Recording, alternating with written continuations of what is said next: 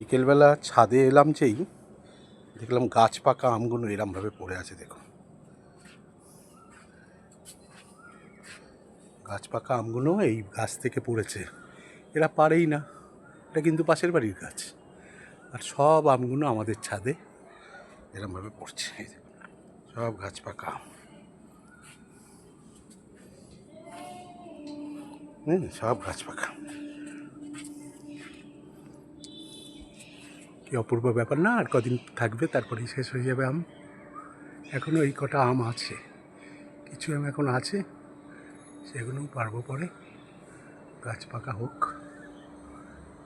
পড়লে তো এখানেই পড়বে। আসলে সূর্যের আলোটা, এটা পূর্ব দিক, সূর্যের আলোটা ডাইরেক্ট এসে এখানে পড়ে এই আমের গাছের ডালে, তাই জন্য এই পাশের আমগুলো বেশি হয়। এখনও প্রচুর গাছ পাকা দেখতে পাচ্ছেন, এই দিক প্রচুর গাছ পাকা এখনও আছে, অনেক দূরে বলে পারতে পারিনি। ঠিক আছে।